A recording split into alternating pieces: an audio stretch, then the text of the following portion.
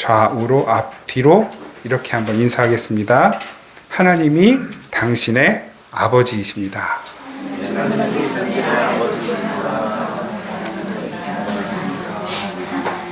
아멘. 그 좋으신 우리 아버지 하나님 앞에 성령과 진리 안에서 함께 예배하겠습니다. 다 함께 묵도하시겠습니다.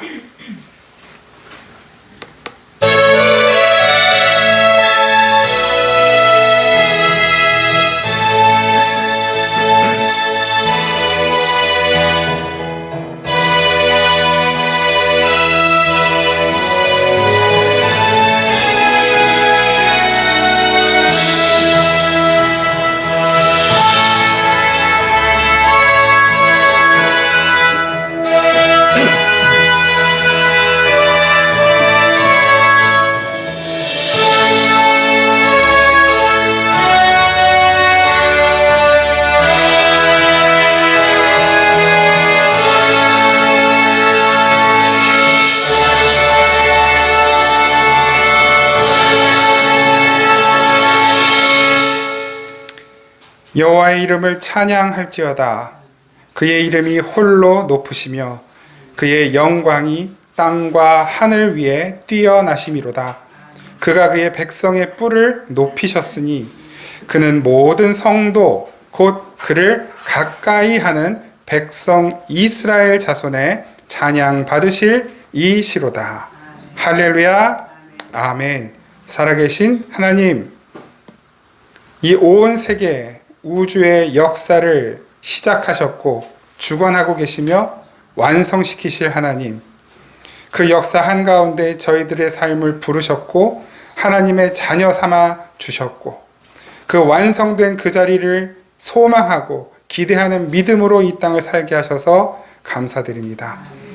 오직 하나님 한 분만 영광 받으시고 하나님 한 분만 높임 받으시고 하나님 한 분만 온 우주에 모든 인류의 왕이심을 고백하며 찬양하는 이 자리, 이 시간 저희들의 머리 위에 그리고 우리의 삶 가운데 그 하나님의 한없으신 복과 은혜를 부어 주옵소서. 예배하는 모든 이들의 그 삶 속에 역사하옵소서. 예수 그리스도의 이름으로 기원하옵나이다. 아멘. 찬송가 46장 함께 찬양 드리겠습니다. 찬송가 46장입니다.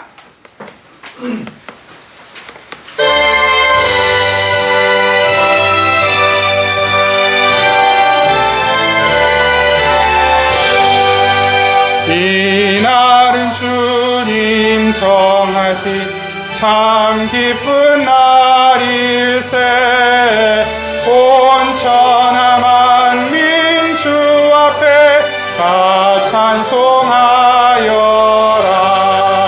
주 오늘 부활하시고 사망을 이겼네. 구주를 믿는 성도들 그 복음 전하세. 만왕의 왕인 예수께 호산나 부르세. 이날에 주가 오셔서 다 구원하시리. 큰 권능 가진 구세주 살 길을 주려고 온 세상 만민 가운데 주 함께 계시네. 이날에 모인 성도들 호산나 부르세. 저 하늘 천군 천사도 다 와답하여라.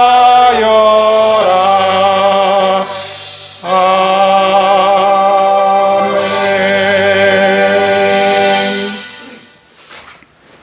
우리 지난 한 주간 동안 하나님 앞에 지었던 모든 죄와 허물들을 침묵으로 고백하며 함께 기도하겠습니다.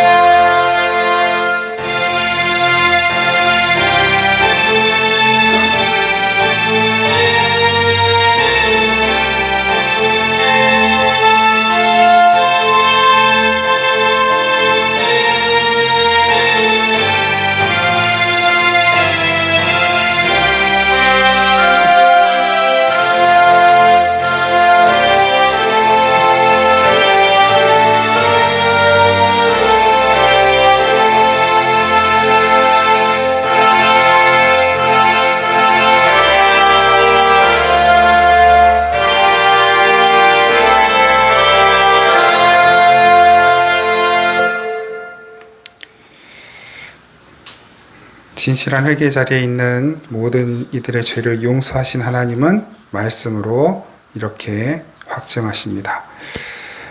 여호와는 은혜로우시며 긍휼이 많으시며 노하기를 더디하시며 인자하심이 크시도다. 아멘. 나는 전능하신 아버지 하나님 천지의 창조주를 믿습니다.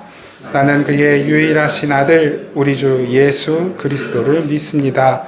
그는 성령으로 잉태되어 동정녀 마리아에게서 나시고 본디오 빌라도에게 고난을 받아 십자가에 못 박혀 죽으시고 장사된 지 사흘 만에 죽은 자 가운데서 다시 살아나셨으며 하늘에 오르시어 전능하신 아버지 하나님 우편에 앉아 계시다가 거기로부터 살아있는 자와 죽은 자를 심판하러 오십니다.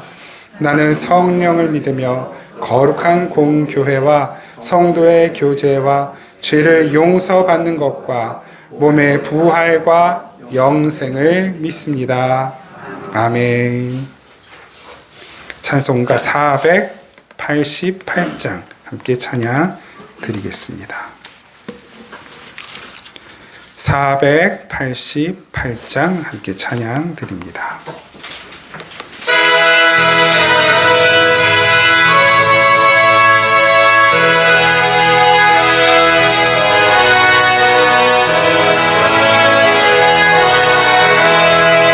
이 몸의 소망 무언가 우리 주 예수뿐일세. 우리 주 예수밖에는 믿으리 아주 없도다. 주 나의 반석이시니 그 위에 내가 서리라. 그 위에 내가 서리라. 무섭게 바람 부는 밤 물결이 높이 설렐 때 우리 주 크신 은혜에 소망에 닿을 줄이라. 주 나의 반석이시니 그 위에 내가 서리라. 그 위에 내가 서리라. 세상에 믿던 모든 것 끊어질 그날 되어도 구주의 언약 미사와 내 소망 더욱 크리라. 주 나의 반석이시니 그 위에 내가 서리라. 그 위에 내가 서리라.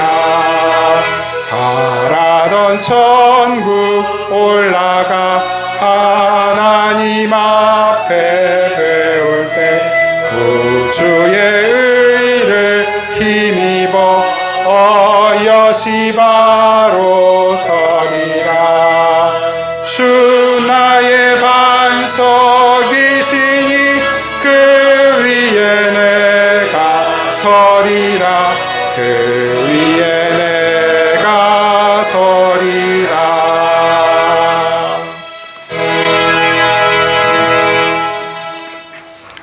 기도드리겠습니다. 살아계신 하나님 아버지, 우리의 작은 마음을 기뻐하시고 이 작은 예배를 크게 받으시며 주님 앞에 어리석은 모습으로 연약한 모습으로 있을지라도 우리를 버리지 않으시고 오히려 그 어리석음과 연약함을 도구로 사용하셔서 이 세상에 지혜롭다 하는 자들, 이 세상에 강하다 하는 자들을 부끄럽게 만드시는 우리 아버지 하나님의 놀라우신 은혜와 섭리와 계획과 일하심, 그리고 우리 삶의 간섭하심, 우리를 붙들고 끝까지 이 인생의 길 완성케 하실 그 사랑을 감사하며 찬양 드립니다. 하나님, 뉴스로 또 우리가 직접 경험하는 이 세상은 정말 갈수록 혼란스럽고 무엇이 참이고 거짓인지, 무엇이 진리이고 가짜인지를 뒤섞어서 사람들로 하여금 참된 것이 무엇인지 알지 못하도록 만들어가는 세상을 살아갑니다. 하나님, 저희들도 주의 말씀을 붙들고 있지만 참 많이 흔들리고 참 많이 속습니다. 주님, 긍휼을 베풀어 주옵소서. 주님의 지혜를 저희에게 허락하여 주옵소서. 모든 사단 마귀악한 권세들의 속임과 유혹을 능히 이겨낼 수 있는 힘을 허락하여 주옵소서. 서로 속고 속이는 이 세상 가운데 누구도 속이지 않고 누구에게도 속지 않으며 오히려 품어주고 사랑하고 위로하고 격려하고 새 힘을 주고 주의 생명과 능력과 은혜를 베풀고 나누는 복의 통로로 쓰임받는 저희 모두의 삶이 되게 하옵소서.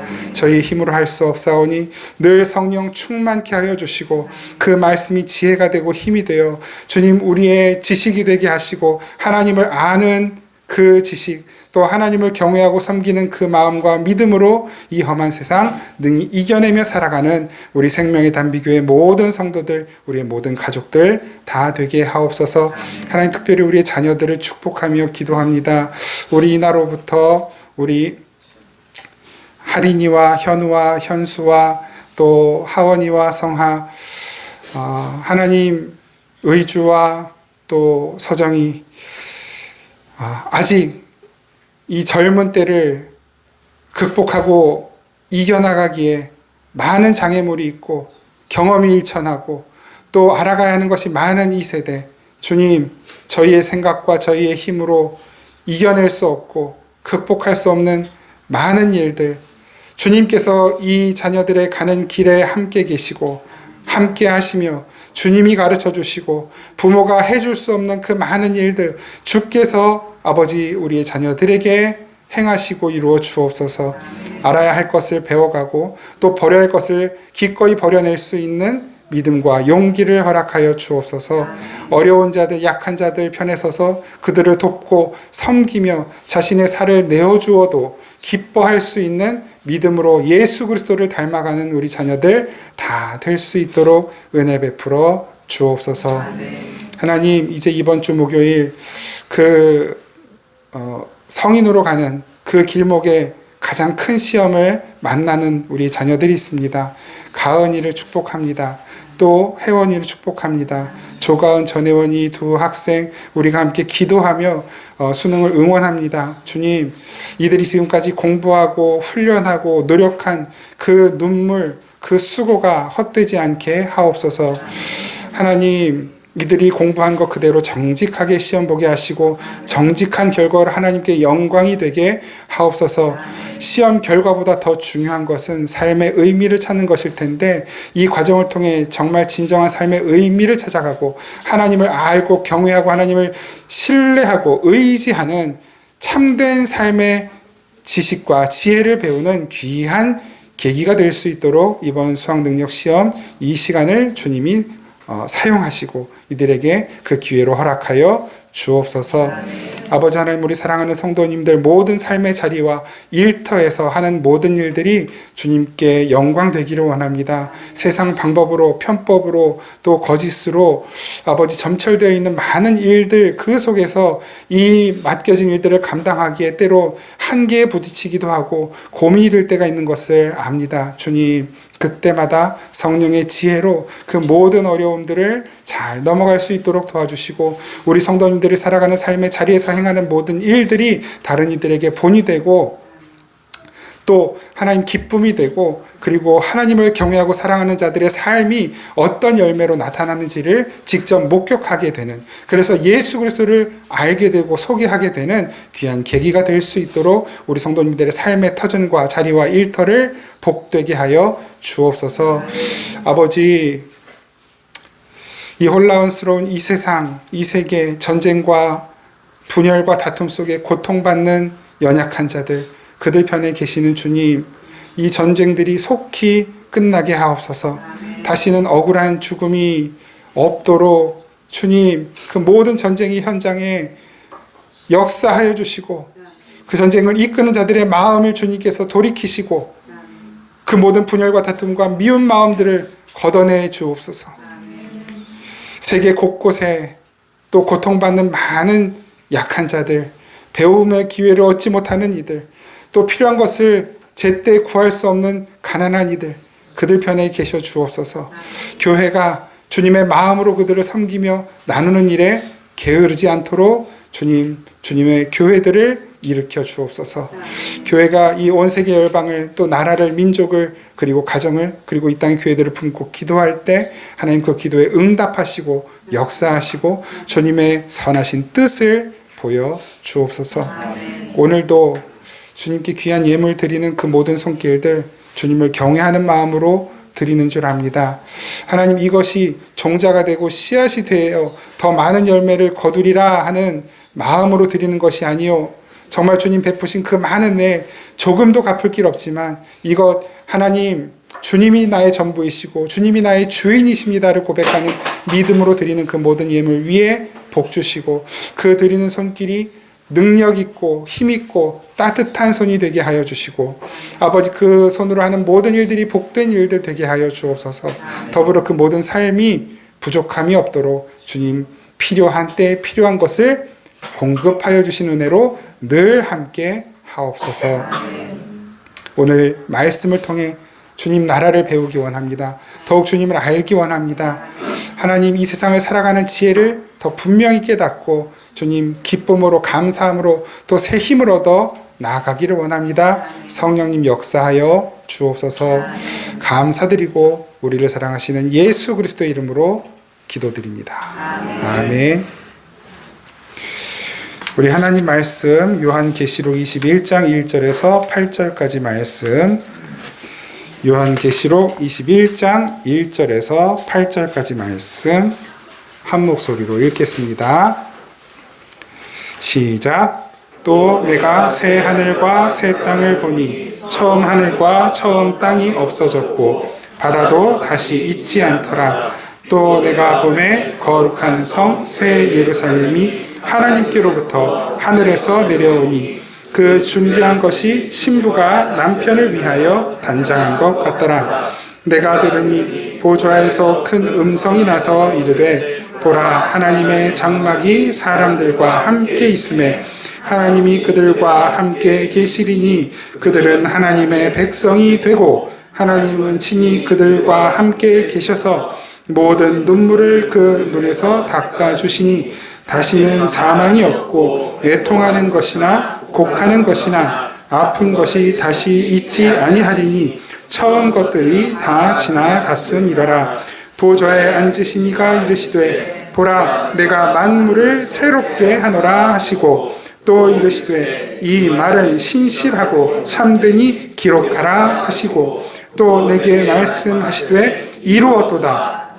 알파와 오메가요 처음과 마지막이라. 내가 생명수 샘물을 목마른 자에게 값없이 주리니 이기는 자는 이것들을 상속으로 받으리라. 나는 그의 하나님이 되고 그는 내 아들이 되리라. 그러나 두려워하는 자들과 믿지 아니하는 자들과 흉악한 자들과 살인자들과 음행하는 자들과 점술가들과 우상 숭배자들과 거짓말하는 모든 자들은 불과 유황으로 타는 못에 던져지리니 이것이 둘째 사망이라. 아멘. 그 벨기에 동화 중에 파랑새라는 이제 동화 있죠. 치르치르 미치르. 이게 원래 일본에서 먼저 들어온 그 일본어로 번역된 것을 우리말로 번역하다 보니까 주인공 이름이 치르치르 미치르가 됐대요. 원래는 틸틸 미틸인데 그 리을 발음이 일본어에 잘 없으니까 치르치르 미치르 이렇게 번역이 돼서 우리나라에 들어와서 우리도 지금까지 저도 치르치르 미치르인 줄 알고 있다가 지난주 그 동화를 조금 검색해 보는 와중에 이제 처음 알게 됐거든요. 틸틸 미틸. 뭐 크게 중요한 건 아니지만 이 파랑새를 찾는 이야기잖아요. 이웃 할머니가 손녀딸이 아픈데 이 집에 파랑새가 있다는 얘기를 들었다.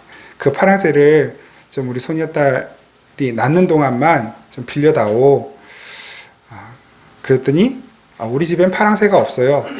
그러면 내가 이 모자를 줄 테니 이 모자를 쓰고 가서 좀 파랑새를 찾아주지 않겠니? 그 모자는 이제 마법 모자인 거죠. 보석이 달린. 그래서 그 보석을 돌리면 자기가 원하는 곳으로 가는 거예요. 그래서 이 틸틸과 미틸이 파랑새를 찾기 위해 모험을 떠나죠. 결론은 찾으면 죽고 또 날아가고 그래서 결국은 없더라는 거예요. 그런데 이제 그 막 찾는 와중에 위기를 맞게 됐어요. 그 위기에서 나 죽어요 하는데 꿈에서 깬 거예요. 너희들 왜 그러니 엄마가 꿈 꿨어요. 그런데 옆집 할머니가 진짜로 옆집 할머니가 오더라는 거죠. 그래서 이 집에 파랑새를 좀 빌려다오 꿈에서 본 것처럼. 근데 집에 보니까 진짜 우리 집에 파랑새가 있더라는 거예요. 그래서 그 파랑새를 빌려줬어요. 저 손녀딸이 나왔어요. 그리고 이제 그 파랑새를 돌려주러 할머니가 와서 기쁘게 받으려고 하는데 파랑새가 날아가 버렸다는 것이죠. 그러면서 이제 막 울고 있는데 오빠가 틸틸이 미틸아 괜찮아. 파랑새는 우리 마음속에 영원히 있을까. 그러면서 동화가 끝난다는 거예요. 뭐 글쎄요. 뭐 보는 각도에 따라서 이 파랑새라는 동화의 교훈을 각각 달리 얻을 수도 있으실 텐데요. 파랑새는 있는 걸까요? 없는 걸까요? 지난 수요일 날 이제 저희 아버지가 파랑새를 찾는 사람들의 이야기. 파랑새 한자로 하면 뭡니까? 풀을 청해 새조. 많이 들어보셨죠? 요즘 계속 뉴스에 나오는 그 파랑새를 내 행복이라고 생각하고 나 이제 영원히 이 파랑새와 함께 행복할 거니까 나 이제 건드리지 마라. 그러니까 어느 분이 그랬단 말이에요. 그런데 그 파랑새가 연기처럼 사라지고 오히려 그것 때문에 삶이 너무너무 고달파졌죠. 무슨 얘기 못 알아듣신 분 혹시 계시는가 본데? 청조, 풀을 청, 새조. 예. 근데 이게 참 너무 슬프고 아프고 안타까운 또 화나는 이야기인데 이것이 이 세상의 이야기이고 우리의 삶의 이야기이고 우리도 어떤 파랑새를 계속해서 지금까지 쫓아오면서 살지 않았는가를 돌아보게 하고 누군가에게는 경제적 안정이 파랑새이고 누군가에게는 안락한 노후가 파랑새이고 누군가에게는 내 편이 되어줄 어떤 사람이 나의 파랑새이고 누군가에게는 인기가 파랑새예요. 그게 나란 말이에요. 그게 내가 되어야 내가 행복하고 편안하고 기쁠 수 있는데 이게 나라고 굳게 믿었던 그 파랑새가 어느 순간 이제 호련히 사라지거나 날아가거나 죽어요. 그러면 삶의 의미를 잃어버려요. 어떤 이에게는 학교에서 1등 하는 게 나의 파랑새였어요. 그런데 그 1등의 파랑새가 날아가고 2등이 되면 못 견디는 거예요.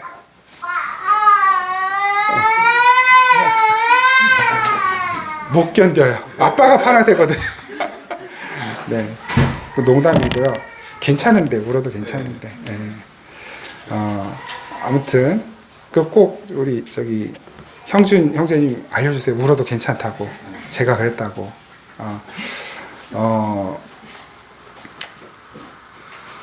하나님 나라는 파랑새를 쫓아 사는 사람들 반대편에 있습니다. 우리가 계시록을 시작하면서 그렇게 많이 이야기했던 새 하늘과 새 땅.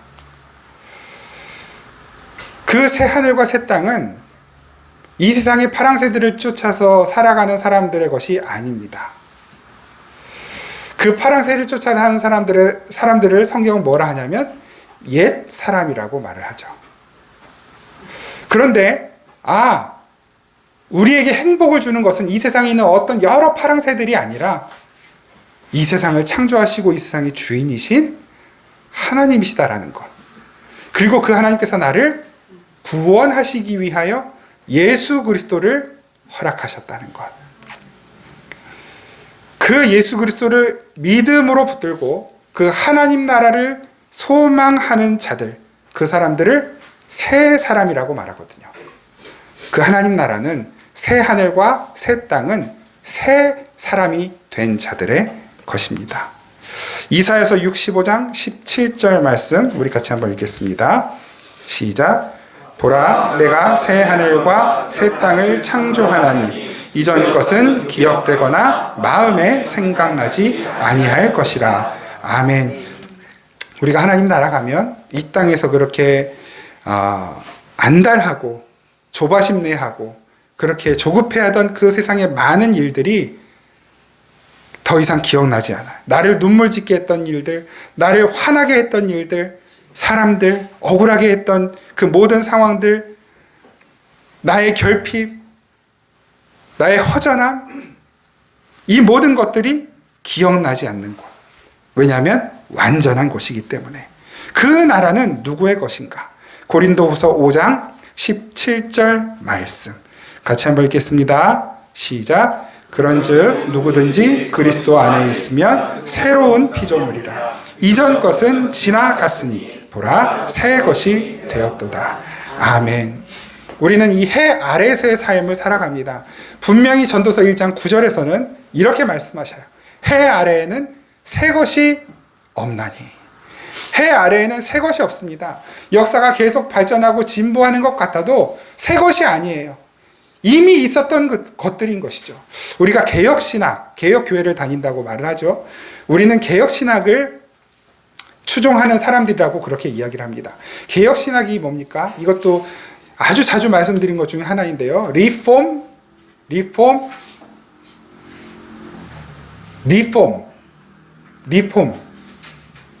찢어진 청바지를 꿰매서 가방으로 만들고, 그게 리폼이잖아요, 세상에서는. 그런데 신앙에서의 리폼은 원래 폼, 원형, 복음, 그 아주 정제된 그 복음, 하나님이 예수 그리스도를 통해, 예수 그리스도께 성령을 통해 성령께서 우리에게 조명하시고 가르쳐 주시는 이 말씀을 통해 우리에게 주신 그 복음, 순수한 그 복음, 그 자리로 돌아가는 것, 원래의 자리로 돌아가는 것이 리폼입니다. 지금 있는 것을 바꾸고 변형시키고 덧붙여서 더 확장하는 것이 리폼이 아니라 오히려 있는 것을 덜어내고 때려넣어 베어내고 깎아내서 그리고 잃어버린 것을 찾아서 원래의 모습으로 만드는 것을 리폼, 개혁이라고 말하는 것입니다.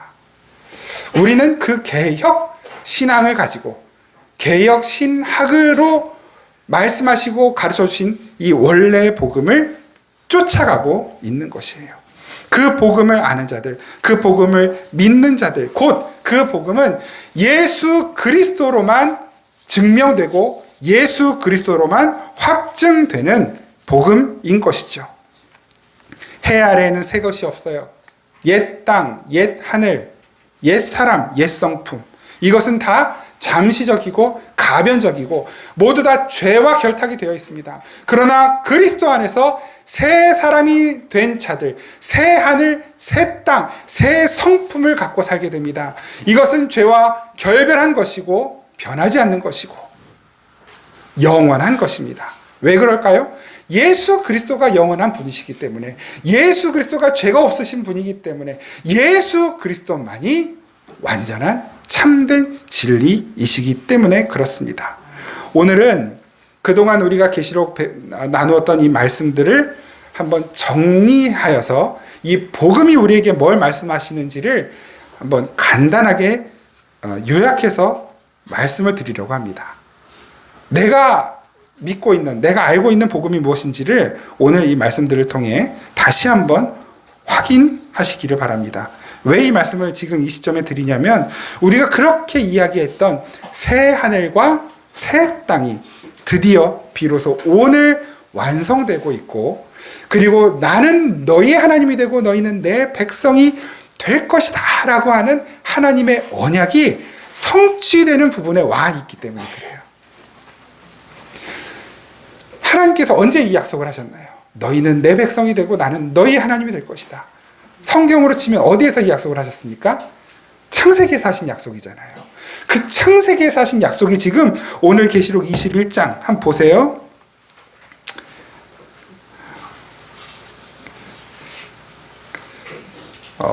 5절부터 볼까요? 5절부터. 5절부터 같이 한 번 더 5절부터 7절까지만 같이 한번 읽겠습니다. 시작.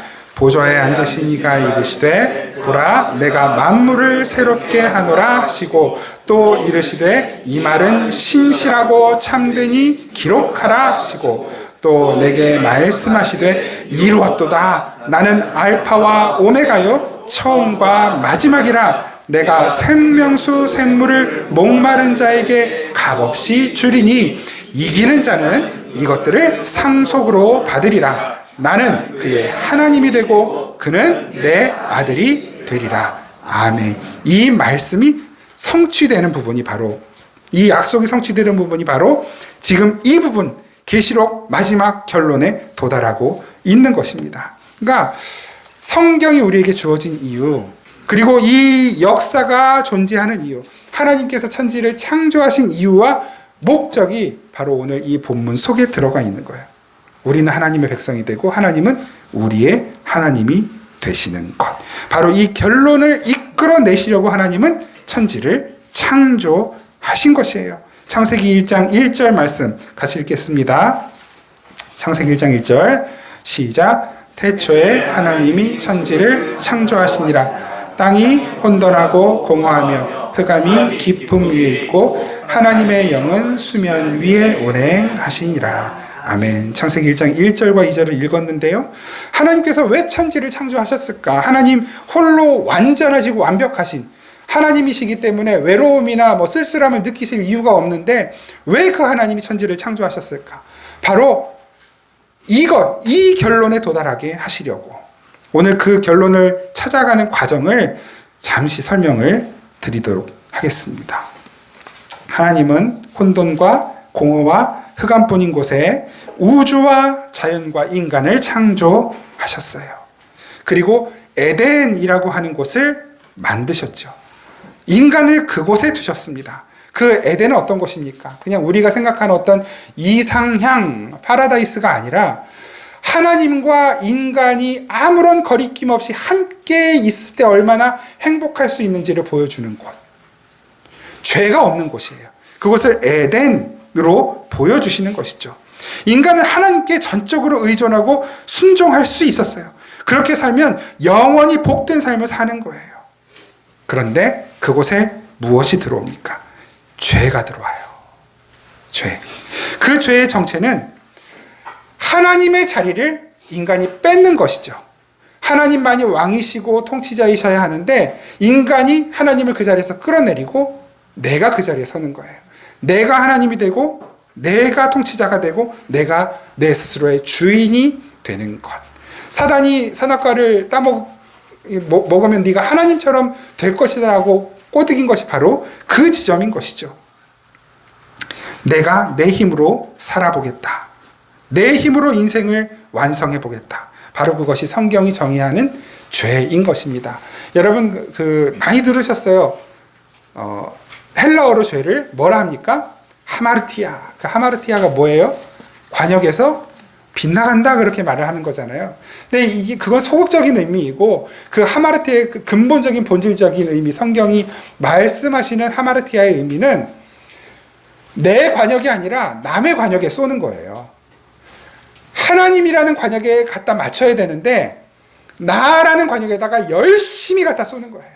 아주 정확하게 거기에 들어맞는 것이죠. 관역이 잘못된 것이 하마르티아예요. 관역을 알고 있는데 거기에 열심히 쏘려고 해도 못 맞추는 게 죄가 아니라 그 관역을 모르고 엉뚱한 관역에다가 최선과 열심을 쏟아내는 것, 바로 그것이 죄인 것입니다. 모든 인간들이 그렇게 살아가고 있는 거예요. 내가 주인이 돼요. 그 죄인들이 사는 곳, 하나님을 신뢰하고 하나님께 순종하는, 의존하는 삶의 원리가 아닌 내 힘과 내 실력과 내 자랑을 가지고 살아가는, 이 세상의 경쟁에서 뒤처지지 않고 남을 짓밟고 일어서야 하는 힘의 원리로 살아가는 모든 사람들을 가리켜 성경은 죄인이라고 규정하는 것이에요. 이 세상은 온통 그 죄인들로 가득 차 있는 것입니다. 이러니까 뭔가 막 제가 무슨 뭐라 그러지? 패시미스트 뭐라 그러지 그거를? 하여튼 염세주의자 막 제가 그런 것처럼 말하는 것 같지만 성경이 우리에게 가르쳐 주시는 논리를 그냥 설명을 해드리는 거예요. 이렇게 막 무서운 모습을 하고 남을 해치고 다니는 사람들이 죄인이 아니라 성경이 규정하는 죄는 하나님이 하나님 되시지 않는 삶을 살아가는 모든 사람들을 죄인이라고 규정하는 거예요. 그래서 남을 미워하는 마음을 가진 것을 하나 예로 들어서 그것도 살인이라고 말씀하시잖아요. 그러니까 모든 사람이 죄인이라는 걸 말씀하시는 거거든요. 여러분, 우리는 우리 배로 낳은 자식도 미워하는 마음을 가질 때가 있는 너무 악한 죄인이에요. 우리 모습 이대로는 우린 천국 못 간다고요. 그런데 하나님이 창세 전부터 그런 우리들이 하나님 나라로 들어가는, 천국 갈 수 있는, 구원받을 수 있는 길을 열어놓으시고 그 창세 전부터 그 길로 갈 수 있는 어떤 무리들을 선택해 놓으셨어요.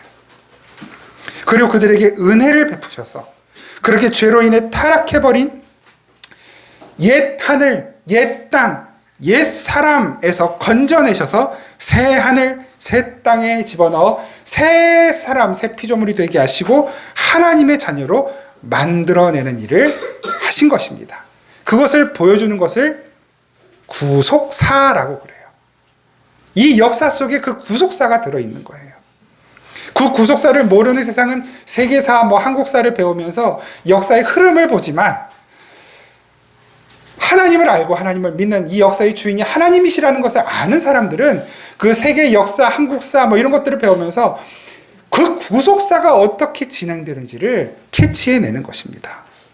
물론 이걸 모른다고 해서 구원받는 데 지장이 있고 그런 건 아닙니다. 너무 부담 갖지 마십시오. 그렇다는 얘기를 말씀드리고 있는 거예요.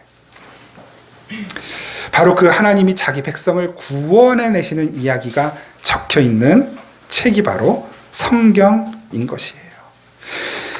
하나님의 최종 목적, 그러니까 다시 말씀드립니다. 하나님의 최종 목적은 우리 인간으로 하여금 그냥 맹목적으로 로봇처럼 강제적으로 하나님이 무서워서 벌벌 떨면서 하나님께 순종하는 사람이 아니라 그 하나님께서 그렇게 나를 구원하시고 사랑하시고 나를 이끄시고 인도하시는 은혜가 감사하고 감격하여 자발적으로 하나님께 순종하고 하나님을 사랑하고 그 하나님을 자랑하는 자로 만들어내시는 것. 바로 그 사람들이 다 모여서 영원토록 그 하나님만을 기뻐하고 즐거워하며 살아가는 것.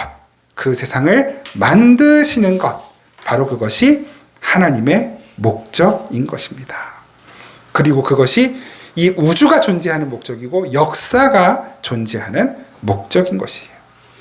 바로 그 하나님은 바로 그것을 창세기부터 우리에게 언약으로 주신 것입니다. 그 약속이 어디에 나오는지 한번 볼까요? 창세기 12장 1절에서 2절 같이 한번 읽겠습니다.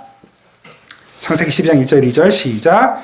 여호와께서 아브라함에게 이르시되 너는 너의 고향과 친척과 아버지의 집을 떠나 내가 내게 보여줄 땅으로 가라. 내가 너로 큰 민족을 이루고 내게 복을 주어 내 이름을 창대하게 하리니 너는 복이 될지라. 아멘. 아브라함에게 약속하신 것, 아브라함에게 내가 너를 큰 민족으로 이루겠다. 너는 복이 될 것이다. 이 약속을 하신 것은 그 아브라함 자체, 아브라함 가문에게 이 현세에서 하나님께서 허락하실 복을 약속하시는 것이 아니라 하나님께서 아브라함을 통해 무엇을 완성하실지를 보여주시는 약속인 것이에요. 그러니까 하나님은 이 인류, 하나님이 선택하신 하나님의 백성들을 어떻게 만드실 것이다라는 약속을 주고 계시는 것이에요. 그리고 이 약속은 창세기 15장에서 다시 반복됩니다. 제가 읽겠습니다. 창세기 15장 1절에서 5절이에요. 이후에 여호와의 말씀이 환상 중에 아브라함에게 임하여 이르시되 아브라함아 두려워하지 말라. 나는 내 방패요 너의 지극히 큰 상급이니라. 아브라함이 이르되 주 여호와여 무엇을 내게 주시려 하나이까. 나는 자식이 없사오니 나의 상속자는 이 다메섹 사람 엘리에셀이니이다. 아브라함이 또 이르되 주께서 내게 씨를 주지 아니하셨으니. 창세기 12장에서 너를 큰 민족을 이루겠다 약속하신 하나님이 자식을 안 주시는 거예요. 그러니까 아브라함이 낙심했죠. 하나님이 지금 내가 너에게 한 약속을 이룰 것이다. 두려워하지 마라라고 말씀하셨는데도 불구하고 아브라함이 하나님 자식 안 주셨잖아요. 지금 나이가 몇인데 이제 저는 생산할 수 없어요. 자식을 낳을 수 없는 사람입니다. 그러니까 그동안 내 집에서 나와 함께한 우리 집 하인 엘리에셀이, 다메섹 사람 엘리에셀이 나의 상속자가 될 것입니다. 양해해 주세요. 이렇게 이야기를 하는 거예요. 4절 말씀, 하나님이 말씀하시죠. 여호와의 말씀이 그에게 임하여 이르시되 그 사람이 내 상속자가 아니라 내 몸에서 날 자가 내 상속자가 되리라 하시고 그를 이끌고 밖으로 나가 이르시되 하늘을 우러러 뭇 별을 셀 수 있나 보라. 또 그에게 이르시되 내 자손이 이와 같으리라.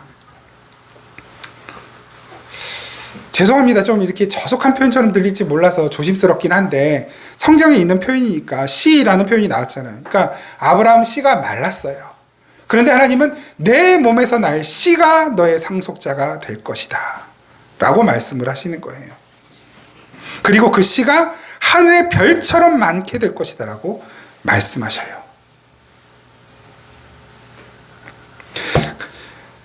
하나님은 아브라함과 그 후손들이 가나안 땅에 들어가게 될 것이고 그래서 그 가나안 땅에서 하나님을 왕으로 섬기는 백성이 될 것이다 라는 약속을 하십니다. 그리고 그 약속을 어떻게 하시냐면 다 찾아보진 않겠지만 잘 아실 거예요. 그러니까 하나님이 재물을 가운데 놓고 재물을 반으로 딱 쪼개요. 그리고 그 재물 사이로 하나님이 지나가신다라고 표현을 하죠.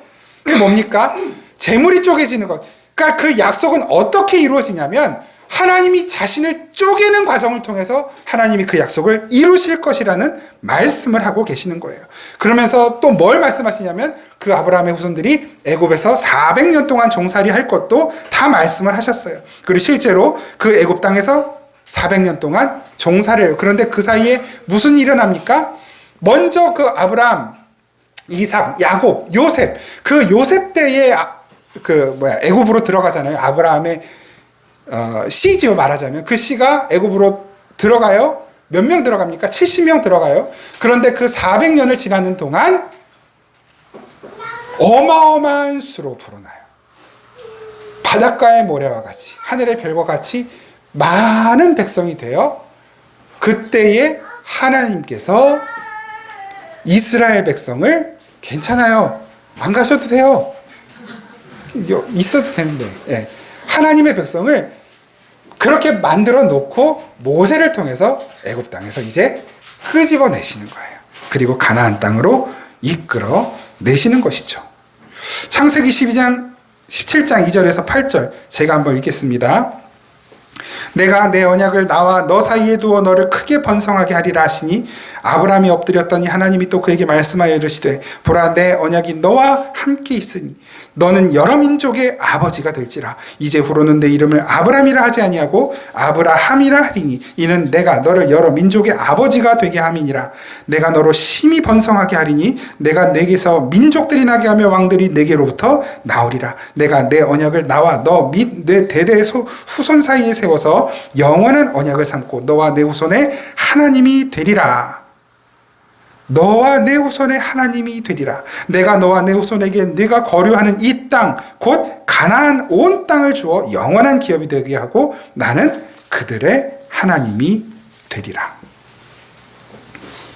그래서 하나님이 그 약속을 이루시기 위해 이 아브라함의 후손들을 애굽에 넣으신 것이고 400년 동안 있게 하신 것이고 거기에서 그 백성들을 만들어서 가나안 땅으로 끄집어 내 오신 것입니다. 이제부터 출애굽기 시작. 걱정하지 마십시오. 출애굽기가 다예요. 이제부터 출애굽기 시작. 하나님은 그 모세라는 하나님과 백성 사이의 중보자를 하나 세우시죠. 모세는 죽음에서 건져내 올려진 사람이에요. 죽음의 나일강에서 테바가 방주잖아요. 그 갈대 상자가 테바거든요. 그 갈대 상자 안에 들어가 있으므로 저주의 물이 그 안에 침범치 못하여 물에 떠 건져내어진 아이예요. 하나님은 그 모세를 중보자를 세우시고 모세 안에다 이스라엘 백성들을 다 집어넣어서 애굽에서 끄집어 내시고 그리고 그 광야 생활을 하게 만드시는 거예요. 그 모세는 우리의 유일한 중보자이신 예수 그리스도를 당연히 상징하는 사람인 것이고요. 그리고 그 가나안 땅으로 끌고 나오시면서 약속을 그 규례를 주시죠.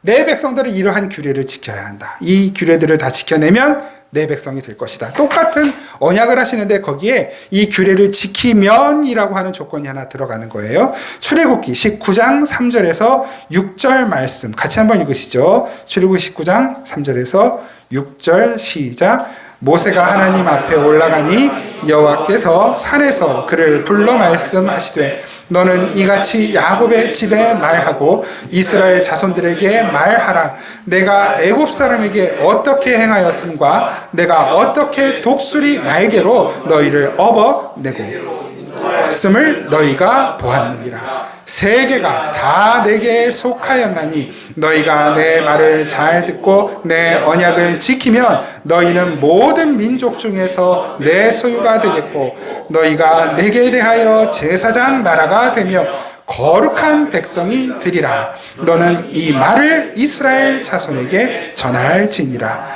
아멘. 지금 하나님께서 너희가 내 말을 잘 듣고 잘 지키면 너희는 내 백성이 되고 나는 너희의 하나님이 되리라 라고 말씀하셔요. 모세가 그 말을 이스라엘 백성들에게 전합니다. 그랬더니 이스라엘 백성들이 우리가 그 말을 지키리이다 라고 약속해요. 하나님이 처음에 아브라함에게 하신 약속이 착착착착 진행되어 가는 것처럼 보여요. 마치 에덴 동산에서 하나님이 아담과 하와에게 이 선악과를 따먹지 않으면 나는 영원히 너의 하나님이고 너희는 내 자식이다. 그 언약하고 똑같은 거예요. 이 에덴에서 생명나무와 선악을 알게 하는 나무가 있는데 그 선악을 알게 하는 나무의 열매를 먹지 말아라고 하는 그 명령, 규례를 주셨어요. 그것만 지키면 문제 없는 거예요. 하나님께서 출애굽한 이스라엘 백성들의 규례를 주셔요. 그것만 지키면 문제 없어요. 이스라엘 백성들 어땠습니까? 밥 먹듯이 물 마시듯이 규례를 어겨요. 불가능한 거예요. 규례를 지키는 것이. 아담과 하와는 어땠습니까? 아담과 하와는 심지어 죄가 없는 상태였어요. 죄가 없는 상태였는데도 하나님 주신 규례를 지키지 못합니다. 하물며 저와 여러분들 주님의 말씀대로 뜻대로 사는 게 쉽겠습니까? 쉽지 않아요. 고달픈 거예요. 그렇게 연약하고 그렇게 어리석은 백성인데 게다가 그 하나님과 앞에서 하나님의 규례를 지키지 못하게 하는 것이 하나가 더 등장을 해요. 그 사이에 하나님과 우리 사이에 방해물이 하나 등장한다. 그게 무엇입니까? 그걸 우리는 우상이라고 말하죠. 우상. 출애굽기 32장 4절에서 6절 제가 읽겠습니다. 아론이 그들의 손에서 금고리를 받아 부어서 조각칼로 새겨 송아지 형상을 만드니 그들이 말하되 이스라엘아 이는 너희를 애굽 땅에서 인도하여 낸 너희의 신이로다 하는지라. 아론이 보고 그 앞에 제단을 쌓고 이에 아론이 공포하여 이르되 내일은 여호와의 절일이니라 하니 이튿날에 그들이 일찍이 일어나 번제를 드리며 화목제를 드리고 백성이 앉아서 먹고 마시며 일어나서 뛰놀더라. 보이지 않는 하나님을 보이는 형상으로 만들어요. 이게 하나님이다 그래요. 그러니까 우상이라는 건 다른 것이 아니라 형상이 우상이 아니라 내가 원하는 하나님을 내가 만들어내는 것이 우상인 것이죠. 하나님은 이런 하나님이셔야 합니다. 하나님의 모습은 이래야 하고 하나님의 성품은 이래야 하고 하나님이 나를 위해 하실 일들은 이런 일들입니다. 내가 원하는 나를 먹고 마시며 뛰놀게 해줄 수 있는 하나님을 나는 하나님으로 섬기겠습니다. 그러니까 그 하나님은 예수라는 이름이 붙어도 되고 여호와라는 이름이 붙어도 되고 모하мет이라는 이름이 붙어도 되고 용왕님이라는 이름이 붙어도 되고 신령님이라는 이름이 붙어도 돼요. 내가 원하는 것을 해줄 수 있는 그 하나님, 내가 만들어낸 하나님, 그걸 우상이라고 하는 것입니다. 인간이 원하는 하나님은 나를 위한 하나님이어야 해요. 다 그런 건 아니에요. 모든 교회가 그런 것이 아닙니다. 그러나 많은 경우에 우리가 보고 듣고 우리 스스로도 경험했지만 우리가 교회에 와서 예배드리면서 내 소원을 이루어줄 하나님을 찾고 내 고민을 해결해 줄 하나님을 찾고 내 문제를 종식시켜 줄 하나님만 찾고 그것을 신앙생활이라고 착각한다면 여러분 우리는 하나님을 섬기는 것이 아니라 우상을 섬기는 것일지도 모르는 것입니다. 하나님을 우상으로 만들어서는 안 되는 것이에요. 신앙생활은 하나님이 하나님의 백성을 만들어 가시는 과정을 신앙생활이라고 하는 것이죠. 하나님의 이름을 위하여, 하나님의 영광을 위하여 하나님의 거룩한 백성을 만들어가는 과정 속에 있는 바로 그 사람들이 살아가는 삶을 신앙생활이라고 하는 것입니다. 에베소서 1장 4절에서 6절 말씀 같이 한번 읽겠습니다. 에베소서 1장 4절 6절 시작. 곧 창세전에 그리스도 안에서 우리를 택하사 우리로 사랑 안에서 그 앞에 거룩하고 흠이 없게 하시려고 그 기쁘신 뜻대로 우리를 예정하사 예수 그리스도로 말미암아 자기의 아들들이 되게 하셨으니 이는 그가 사랑하시는 자 안에서 우리에게 거저 주시는 바 그의 은혜의 영광을 찬송하게 하려는 것이라. 아멘. 5절 보십시오. 무엇대로? 그 기쁘신 뜻대로, 하나님의 기쁘신 뜻대로 우리를 예수 그리스도를 통해 하나님의 자녀가 되게 하셨다. 우리를 통해 무엇을 얻고 싶으신 거예요? 6절. 은혜의 영광을 찬송하는 것을 보고 싶으신 거예요. 여러분 세례 받으실 때 다 그 교리 문답을 하셨을 텐데 사람의 제1되는 목적이 무엇입니까? 그 뭐예요? 여러분들이 사는 이유가 뭡니까? 여러분들이 존재하는 이유가 뭡니까? 거기에 우리는 이렇게 대답했다고요. 하나님을 영화롭게 하며 하나님을 영원토록 즐거워하는 것입니다. 그것이 내 삶의 이유이고 목적입니다. 그렇게 우리는 고백했단 말이에요. 그것이 얼마나 내 삶에서 그대로 진행되어져 가고 있습니까? 그래서 여러분 잘 상기해내고 계십니까? 오늘도 눈 뜨면서 내가 아침에 오늘 하나님을 영화롭게 하고 하나님만을 즐거워하는 오늘 하루를 보내기 원합니다.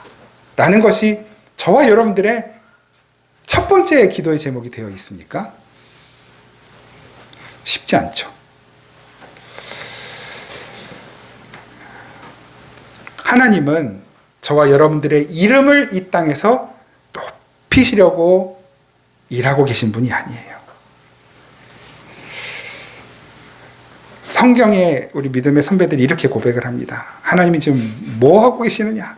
시편 23편 3절 같이 한번 읽으실까요? 시편 23편 3절 시작. 내 영혼을 소생시키시고 자기 이름을 위하여 의의 길로 인도하시는 아멘. 우리를 살리셔서 하나님 당신의 이름을 위하여 우리를 의의 길로 지금 인도해 가고 계십니다. 그게 하나님께서 하시는 일이에요. 이사야 43장 7절 제가 읽겠습니다. 내 이름으로 불려지는 모든 자 곧 내가 내 영광을 위하여 창조한 자를 오게 하라. 그를 내가 지었고 그를 내가 만들었느니라. 우리가 만들어진 이유 하나님의 영광을 위하여. 에스겔 39장 25절 그러므로 주 여호와께서 이같이 말씀하셨느니라. 내가 이제 내 거룩한 이름을 위하여 열심을 내어. 하나님이 열심을 내시는데 무엇을 위하여? 하나님 당신의 거룩하신 이름을 위해 야곱의 사로잡힌 자들을 돌아오게 하며 이스라엘 온 족속에게 사랑을 베풀지라. 하나님의 영광을 위하여. 하나님 영광을 위하여. 하나님은 그렇게 우리 자신의 이름을 위해서 우상을 만들고 이 우상이 우리를 애굽에서 건져낸 하나님이다 부르며 섬기던 바로 그 이스라엘 백성들을 어떻게 하셨습니까? 광야에서 다 죽게 하셨어요. 옛 사람을 다 죽이신 거예요. 그리고 가나안에 누가 들어갑니까? 그 광야에서 새롭게 난 자들만 가나안으로 들어가는 거예요. 그게 새 피조물이 되어 하나님 나라에 들어가는 그림이란 말입니다. 우상 섬기던 우리의 옛사람은 광야에서 다 죽고 그 광야에서 새롭게 태어난, 무엇으로? 성령으로 난 자들, 위에서 난 자들. 그 성령으로 났다, 위에서 났다 안 헛된, 우리는 아래에서 났으나 그 아래에서 난 자들은 첫 번째 사망으로 죽어요. 그리고 그 첫 번째 사망을, 죽음이 있기 전에 하나님의 은혜로 선택받은 우리들은 무엇 한다고요? 첫 번째 부활을 하잖아요. 그 첫 번째 부활한 자들은 두 번째 사망을 맞지 않는단 말입니다. 오늘 본문 8절에 둘째 사망 나오잖아요. 그건 우리 게 아니란 말이에요. 왜냐하면 우리는 부활했기 때문에. 어디에서? 광야에서. 저와 여러분들의 삶이 광야 같은 이유가 있다니까요. 하나님이 우리를 죽이시는 과정이에요. 내 자아로 삼고 있던 것, 내 자존심으로 삼고 있던 것, 내 자랑으로 삼고 있던 것, 내 인생의 목적으로, 내 파랑새라고 생각했던 것, 내 행복의 이유라고 생각했던 것들을, 그게 하나님이 아니라면 하나님은 그걸 하나씩 하나씩 다 끊어내시는 과정. 그러니까 그게 하나씩 끊어질 때마다 내가 죽는 것처럼 아프고 괴로운 것이죠. 차라리 죽었으면 좋겠다는 생각도 든다니까요. 그때 죽으면 안 돼요. 거기서 하나님 찾는 거거든요. 거기서 새로 나는 거거든요. 바로 그렇게 새롭게 난, 그리스도 안에서 새롭게 난 자들. 새 하늘과 새 땅은 바로 그렇게 새롭게 난 자들, 새 사람의 것입니다. 그렇게 하나님께서 이스라엘 백성들을 끄집어내셨어요. 광야에서 다 죽이셨어요. 가나안에 집어넣으셨어요. 이제 그렇게 아브라함의 씨가 바다의 모래처럼 하늘의 별처럼 됐어요. 그리고 새로운 가나안 땅으로 들어갔어요. 이제 뭐만 있으면 돼요? 왕만 있으면 되잖아요. 왕만 있으면 완전한 나라라고요. 여호수아가, 이제 모세가 후계자, 모세는 가나안 땅에 못 들어갔죠. 후계자 여호수아가 뭡니까? 예수예요. 그 여호수아가 백성들을 이끌고 가나안으로 들어갔어요. 여호수아는 후계자를 세우지 않아요. 아시겠지만 왜요? 필요가 없으니까. 왜? 하나님만이 왕이시니까. 그렇게 살면 된단 말이에요. 그런데 사사기 21장 25절 같이 읽겠습니다. 시작. 그때 이스라엘에 왕이 없으므로 사람이 각기 자기의 소견에 오른 대로 행하였더라. 왕이신 하나님을 왕의 자리에서 끌어냈어요. 그리고 다 각자가 스스로 왕이 되려고 시도합니다. 그러니까 왕이 없어져 버린 거예요. 그게 이스라엘 백성들의 실력이었던 것입니다. 타락한 인간들의 모습인 거예요. 하나님은 하나님을 왕 취급하지 않고 하나님의 말씀에 순종하지 않고 오직 자신들의 이름만을 위해 사는 자들에게 허락하시는 것이 있어요. 무엇이냐면 대적들의 공격입니다. 이스라엘 백성들이 오랜 세월 그 대적의 공격으로 고달파하죠. 고통받아요. 하나님을 왕 취급하지 않았기 때문입니다. 그러나 회개하고 돌이켜 다시 하나님을 왕으로 모실 때 하나님은 그 나라에 평안을 주셨어요. 우리는 이런 질문, 이 과정들을 보면서 이런 질문이 생겨요. 하나님은 아브라함의 씨, 그 자손들을 바닷가의 모래처럼 하늘의 별처럼 많게 하신다고 했는데 광야에서 왜 그 자들을 다 죽이셨나요?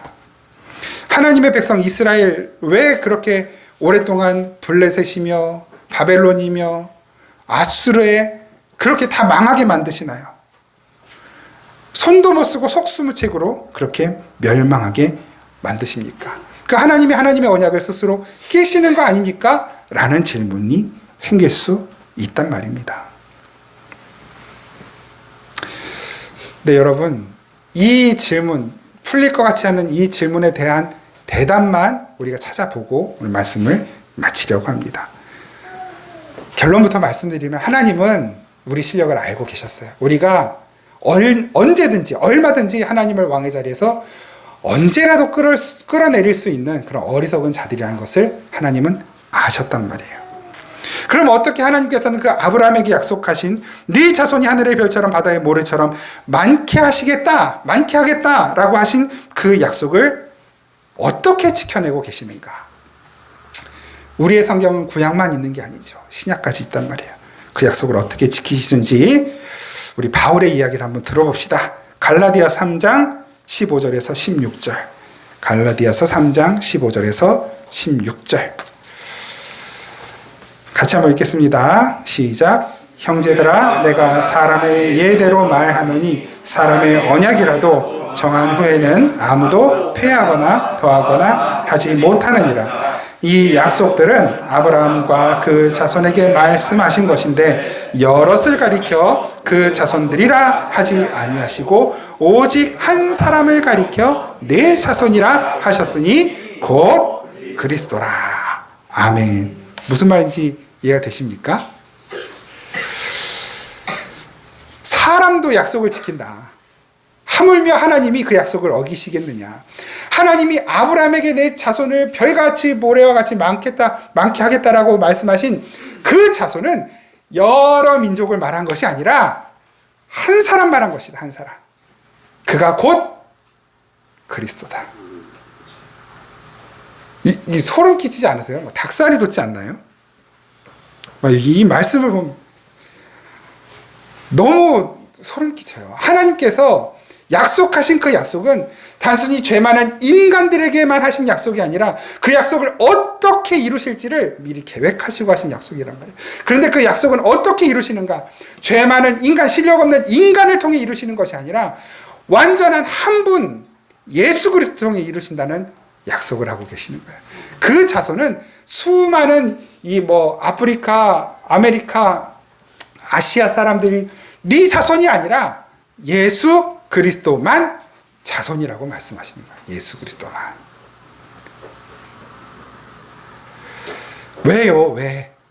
하나님이 출애굽할 때 이스라엘 백성들에게 주셨던 그 규례들을 인간은 못 지키기 때문에 하나님이 왕을 세우시면서 주셨던 그 약속들, 하나님만 따라가면 내가 영원토록 너의 자손이 왕이 되게 하고 민족이 영원히 되게 하겠다 약속하셨잖아요. 근데 안 되잖아요. 왜? 인간은 그 하나님께서 주신 규례들을 지킬 능력이, 실력이 없기 때문에 하나님이 아셨단 말이에요. 아셨단 말입니다. 그래서 하나님은 예수 그리스도라는 완전한 그 한 씨, 아브라함의 씨, 마태복음 1장의 족보가 어디에서 시작해서 어디로 끝납니까? 아브라함에서 시작해서 예수로 끝난다는 걸 이미 우리는 수도 없이 많이 봤잖아요. 그 한 사람 예수 그리스도로 하나님은 그 규례를 지킨 것으로 쳐주시는 거예요. 그리고 그 실력 없는 저와 여러분들, 우리들을 예수 그리스도 안에 다 집어넣으셔서 하나님이 예수 한 사람 구원에 내시니 하나님의 백성 삼으시니 우리 모두가 다 하나님의 백성으로. 그러니까 우리가 하나님 앞에 설 때에는 이 부족하고 흠이 많은 유수영이라는 사람으로 서는 것이 아니라 예수의 모습으로 서게 되는 거예요. 하나님이 우리를 그냥 예수로 봐주시는 거예요. 예수처럼 살지도 못했고 예수 같은 성품도 아니고 예수 같은 능력도 아닌데 우리가 예수 안에 있다는 이유만으로, 예수님을 믿었다는 이유만으로, 우리가 예수님의 살을 먹었다는 이유만으로, 예수의 피를 마셨다는 이유만으로 우리를 그냥 예수 그리스도로 봐주시는 거예요.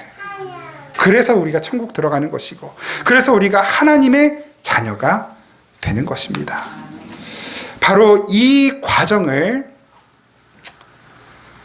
정리해주는 말씀이 있어요. 우리가 이 말씀만 읽고 우리 찬양하면 좋겠습니다. 에스겔 36장 22절에서 28절, 조금 길지만 어떻게 이 과정을 통해 내가 구원받았는가를 한번 확인하시면서 같이 읽겠습니다. 시작. 그러므로 너는 이스라엘 족속에게 이르기를 주 여호와께서 이같이 말씀하시기를 이스라엘 족속아 내가 이렇게 행함은 너희를 위함이 아니요 너희가 들어간 그 여러 나라에서 더럽힌 나의 거룩한 이름을 위함이라. 여러 나라 가운데에서 더럽혀진 이름 곧 너희가 그들 가운데에서 더럽힌 나의 큰 이름을 내가 거룩하게 할지라. 내가 그들의 눈앞에서 너희로 말미암아 나의 거룩함을 나타내리니 내가 여호와인 줄을 여러 나라 사람이 알리라. 주 여호와의 말씀이니라. 내가 너희를 여러 나라 가운데서 인도하여 내고 여러 민족 가운데서 모아 데리고 고국 땅에 들어가서 맑은 물을 너희에게 뿌려서 너희로 정결하게 하되 곧 너희 모든 더러운 것에서와 모든 우상 숭배에서 너희를 정결하게 할 것이며 또 새 영을 너희 속에 두고 새 마음을 너희에게 주되 너희 육신에서 굳은 마음을 제거하고 부드러운 마음을 줄 것이며 또 내 영을 너희 속에 두어 내 율례를 행하게 하리니 너희가 내 규례를 지켜 행할지라 내가 너희 조상들에게 준 땅에서 너희가 거주하면서 내 백성이 되고 나는 너희의 하나님이 되리라. 아멘. 누가 한대요? 다 내가 할 것이다. 하나님이 하신다고요. 내 영, 하나님의 영을 너희 속에 주어서 너희는 못 지키는데 너희가 지킨 것이 되게 하겠다라고 약속하신단 말이에요. 하나님이 다 하시는 거예요. 그걸 구속사라고 하는 것입니다. 저와 여러분들이 바로 그 구속사를 저와 여러분들 각자에게 주어진 인생으로 살아가고 있는 것이에요. 저는 저의 인생을 통해, 여러분은 여러분의 인생을 통해 하나님, 나는 정말 불가능하고 더럽고 추한 자입니다. 구원받을 자격이 없는 자입니다. 이것을 깨닫게 되는 것이고, 그렇게 내 힘으로 갈 수 없는 하나님 나라, 내 힘으로 받을 수 없는 구원을 하나님께서 너희는 나의 백성이 되고 나는 너희 하나님 되리라라고 약속하신 그 약속을 이루심으로 내가 구원받게 되는 것이군요. 하나님 감사합니다. 하나님이 나를 지옥 보내셔도 아무 말 할 수 없는 저인데 이런 나를 구원하시고 하나님의 자녀 삼으시고 하나님의 백성 삼으시고 이 인생의 끝까지 하나님이 책임지시니 감사합니다. 여러분, 이 고백이 나오게 만드시는 거예요. 하나님, 우리 인생을 통해.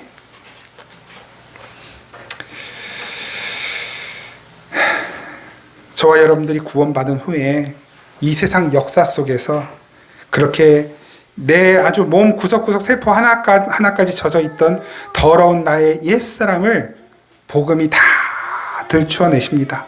다 까발려내셔요. 그걸 볼 때마다 나는 나의 옛 자아를 미워하게 되고 하나씩 하나씩 버리게 되는 것이고, 새로운 몸, 새로운 마음, 새로운 성품, 새 영으로 가지고 살게 된 자라는 것을 다시 깨달으며 감사하면서 새 하늘과 새 땅을 더욱 기대하고 소망하며 살게 되는 것입니다. 그것이 우리의 인생의 결론이에요. 저와 여러분들의 인생의 결론. 그러니까 여러분들에게 주어진 그 인생을 가볍게 여기지 마시고, 쉽게 여기지 마시고, 가치 없게 여기지 마십시오. 하나님이라는 가치를 내 인생에 통째로 다 털어 부어 넣으셨어요. 나 살리는 시라고. 시험에 떨어지면 어때요? 시험 못하면 어때요? 좀 못생기면 어때요? 키가 좀 작으면 어떻고, 내 뜻대로 10개의 뜻을 세웠는데 9개가 안 되면 어떻고, 10개가 안 되면 어때요? 하나님은 우리를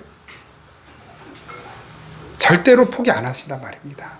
내가 반드시 너를 거룩한 내 백성으로 내가 만들어낼 거야. 너를 이 세상에 어떤 것보다 가치 있는 자로 내가 만들어낼 거야. 저 말고 하나님이 그렇게 우리에게 말씀하신단 말입니다. 여러분들의 인생은요, 그게 허술한 게 아니라 하나님이 허술한 분이 아니시잖아요. 저 여러분들의 인생은 하여튼 옆 사람한테 빨리 한번 말씀을 가르쳐 주세요. 많이 들어보셨을 텐데, 당신 삶의 값은 예수님의 값입니다. 한번 가르쳐 주십시오. 옆에 계신 분들에게 가르쳐 주세요. 당신의 삶의 값은 예수님 값입니다. 예. 예수님 짜리 이런 말들 많이 들어보셨을 텐데, 예, 저와 여러분들의 삶이에요. 허탄한 엉뚱한 곳에서 파란색 쫓다가 인생 허비하지 마시고, 나의 전부이신 완전하신 그 하나님을 더욱 신뢰하고 의지하는 법을 배워가면서 우리의 인생이 하나님으로 인해 더 풍성하고 복된 삶이 될 것으로 확신합니다. 하나님, 하나님의 나라가 내 삶에 이루어지기를 이토록 간절히 바라는 백성들이 어디에 있습니까?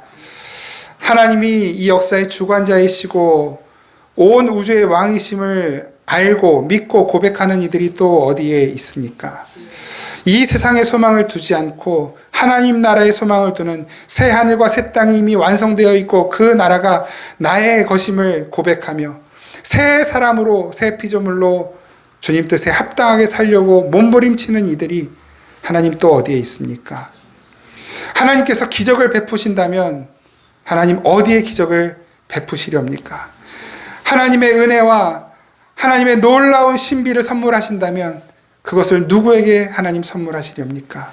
주님, 주님을 경외하고 사랑하고 사모하는 주의 백성이, 주의 자녀들이 이곳에, 이 세계 곳곳에 있으니 주님 그들을 살펴주시고 하나님 그들 머리 위에 주의 은혜와 신비와 기적을 베풀어 주시고 주님의 은혜와 능력으로 채우시며 주의 영으로 충만케 하여 주옵소서.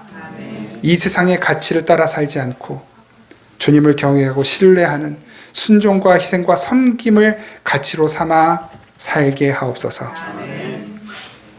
예수 그리스도의 이름으로 기도드립니다. 아멘.